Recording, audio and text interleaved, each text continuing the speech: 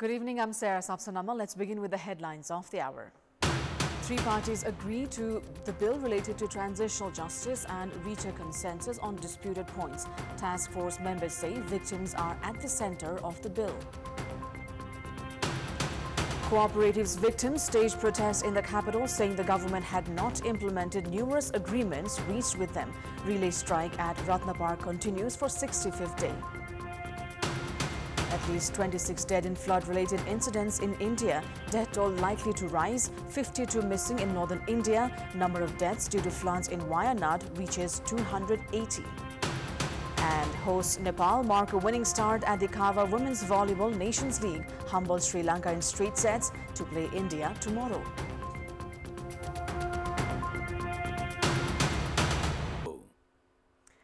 Three parties have agreed to the bill related to transitional justice as they met for discussion at Singhadarbar today and reached a consensus on all disputed points. The task force formed to conclude the bill included CPN Maoist Centre's Deputy General Secretary Janardhan Sharma and CPN-UMO's Chief Whip Mahesh Portola, among others, who informed that the parties had reached a consensus.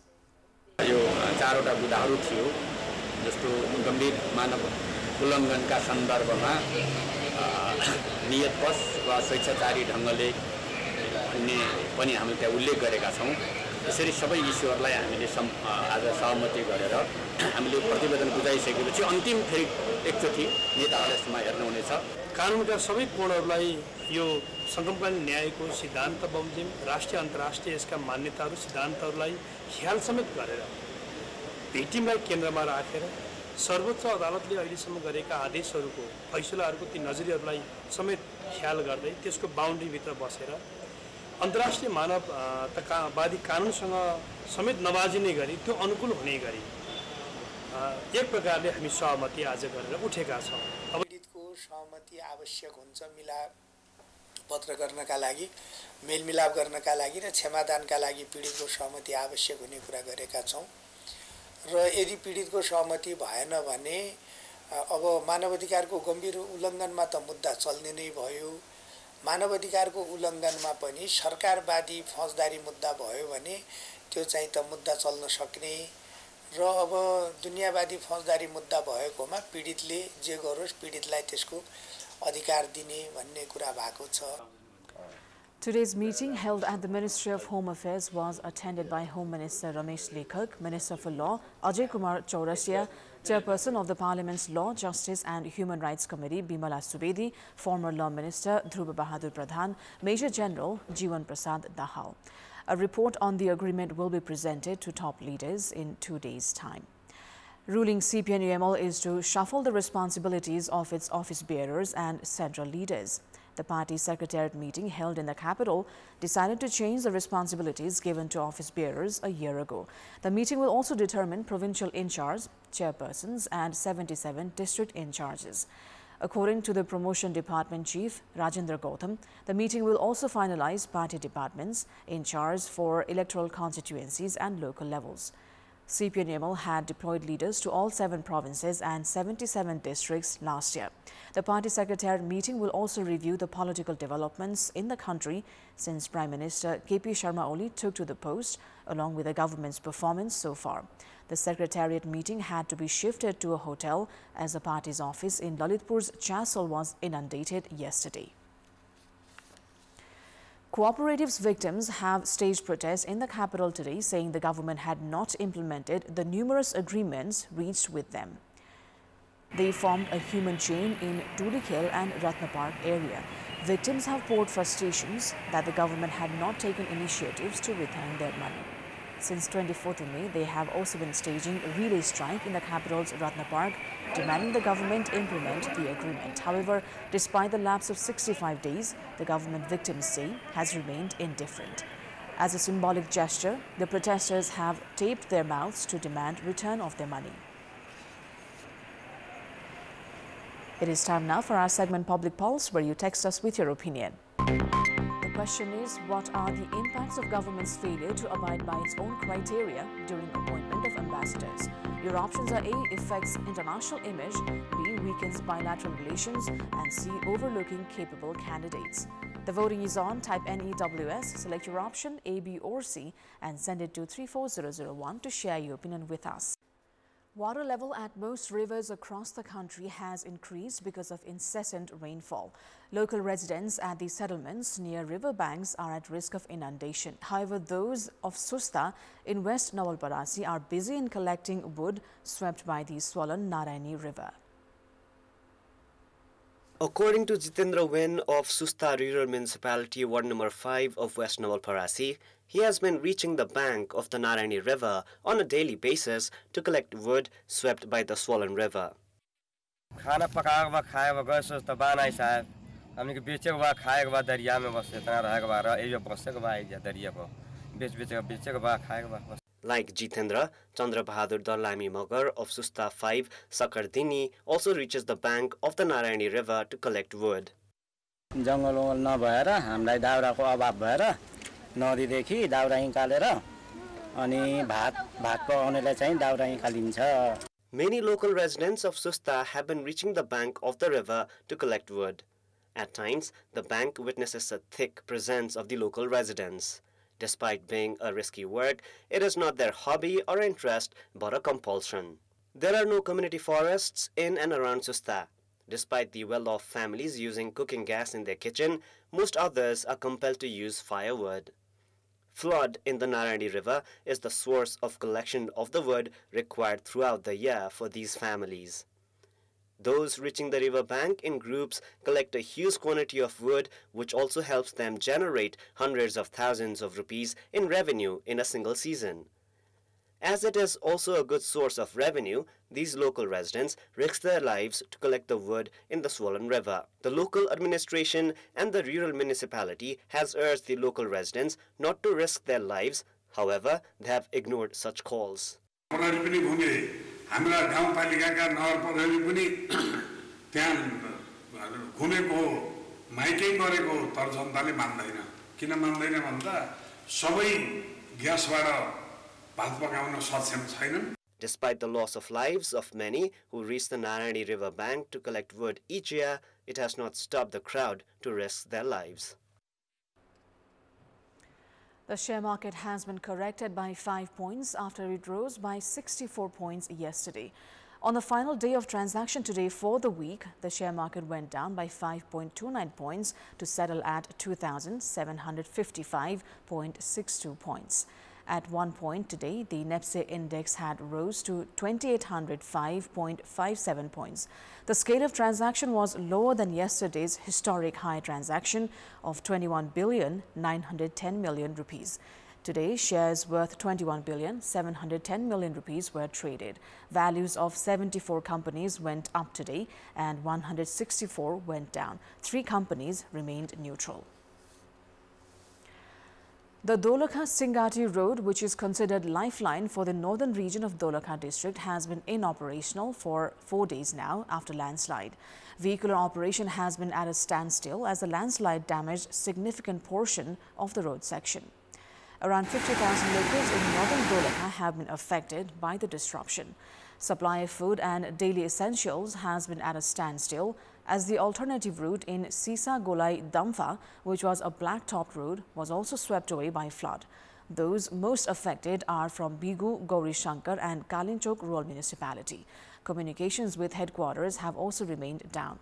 The Road Division Office, Charikot, has said efforts are underway to resume operation and calls are also being made to contract service providers for the works, which the office says could likely take 2 weeks' time. Let's move on to international update.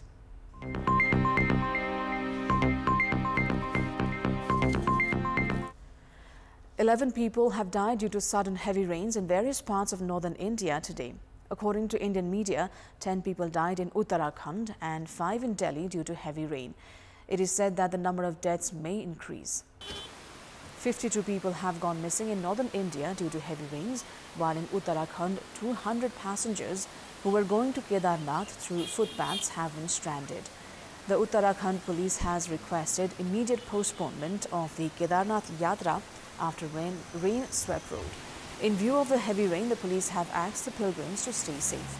Along with Shimla in Himachal, Mandi and Mullu areas have been extremely affected. In view of the rain, the Mandi District Administration Office and the Delhi government have instructed to close the schools as well.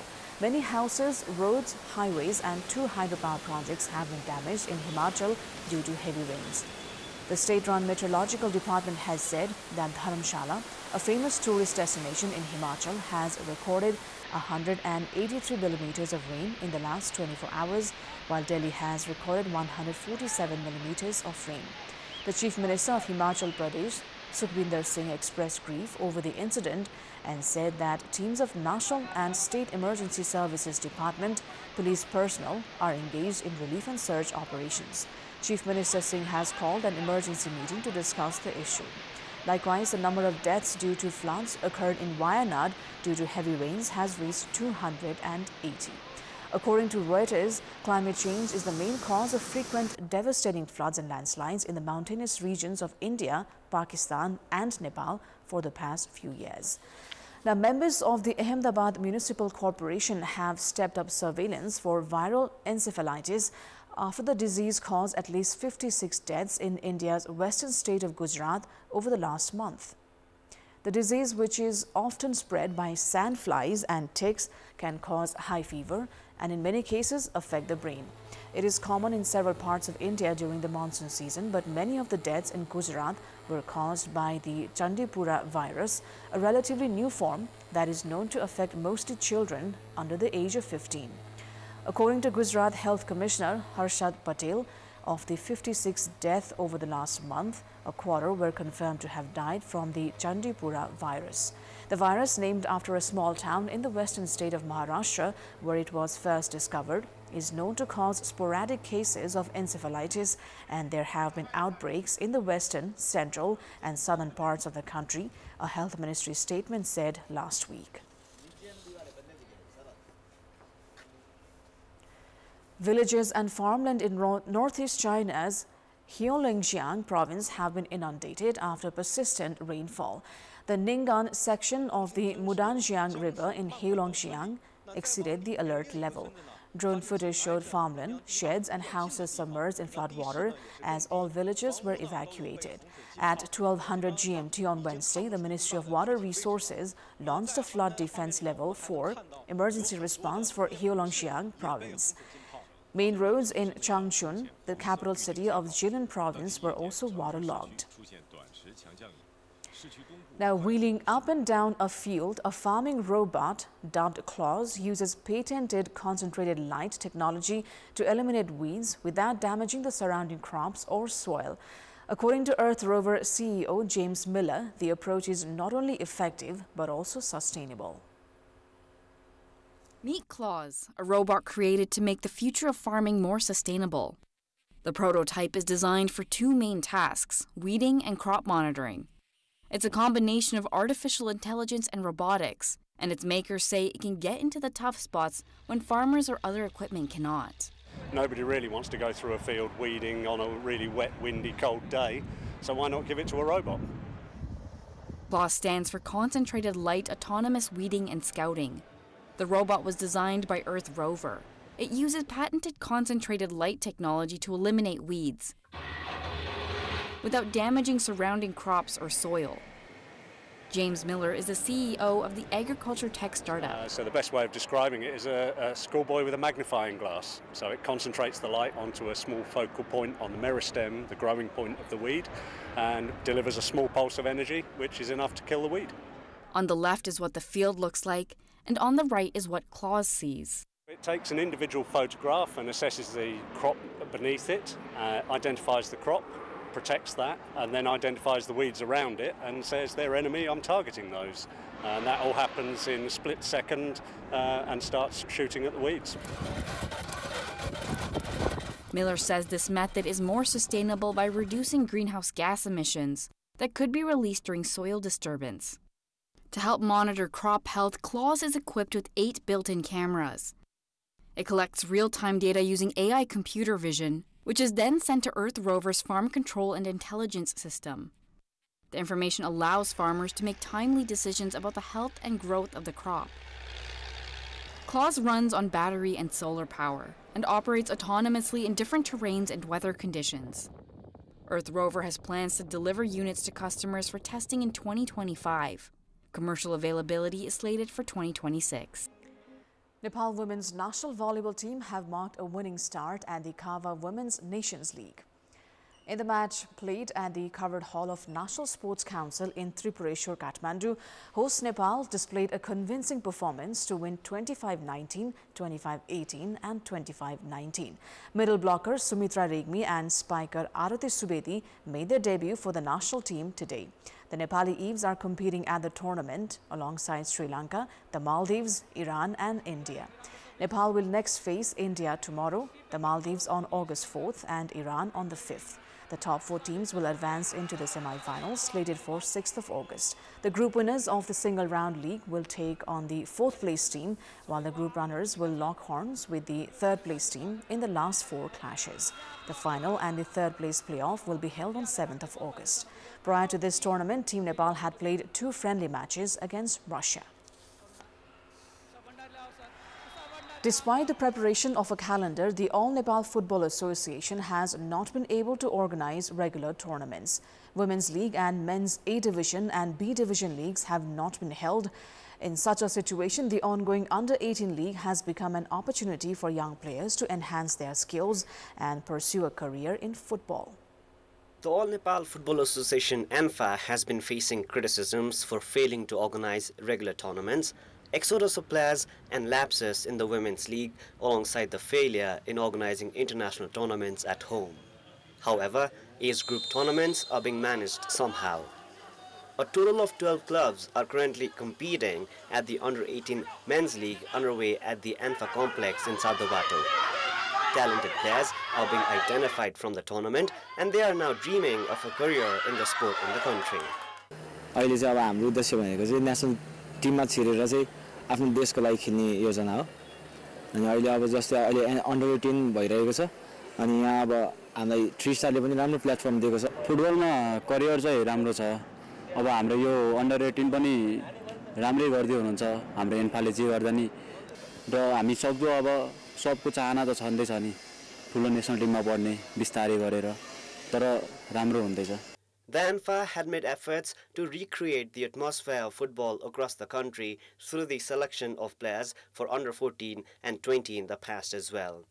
The league being held at the moment by prioritizing the grassroots has come as an opportunity for new players and coaches as well. Coaches are of the opinion that such tournaments being held on a regular basis can aid in development of football in the country. Political इस्युले गर्दाखेरि चाहिँ अलिकति ढिलो भयो होला तर अहिले जुन चाहिँ अहिले यो कामहरु भइरहेछ Under-18 को जुन चाहिँ पहिला चाहिँ नकआउट गर्थ्यो भने अहिले 3 महिना 4 महिना भनेपछि डेफिनेटली यसले चाहिँ हाम्रो आगामी आउने नेसनल टिमको लागि चाहिँ ठुलो ठुलो टेवा पुर्याउँछ हैन यो चाहिँ जस यस्तो प्रोग्राम चाहिँ एन्फाबाट चाहिँ भइरहोस् हैन यस्तो गरेपछि बच्चाहरु एक म्याच एक्सपीरियन्स हुन्छ अनि अब चाहिँ क्लबले आफ्नो एकाडेमीलाई राम्रो तरिकाले इन्भेस्टमेन्ट गर्छ गरिसकेपछि के भयो त क्लब कोच पनि एक्सपीरियन्स हुने भयो हैन कोच पनि त अब चाहिँ एक्सपीरियन्स हुने भयो साथसाथै प्लेयरहरु पनि धेरै निक्लिने भयो नि त. Despite reduction in football activities, the craze for the beautiful sport remains the same in Nepal. A total of 250 players from across the country are participating in the ongoing league, which ANFA believes will support in bolstering the bench strength of the national team in the days ahead. Division क्लबहरु केही सहभागितामा देशभरिबाट चाहिँ छनौट गरेर क्लबहरुले Tim बनाएको छ र यो निश्चय पनि national Timko ब्याकअपको रूपमा यो महत्त्वपूर्ण कार्यक्रम हामीले चलाइरहेका छौं र यसले चाहिँ नेशनल टिममा वा चाहिँ भनौं अब ए डिभिजन लिगहरुमा बी डिभिजन लिगहरुमा सी डिभिजन लिगहरुमा चाहिँ खेलाडीको जुन अभाव भन्ने छ त्यसलाई परिपूर्ति गर्छ भन्ने लाग्छ. District leagues are also being held in Nepal.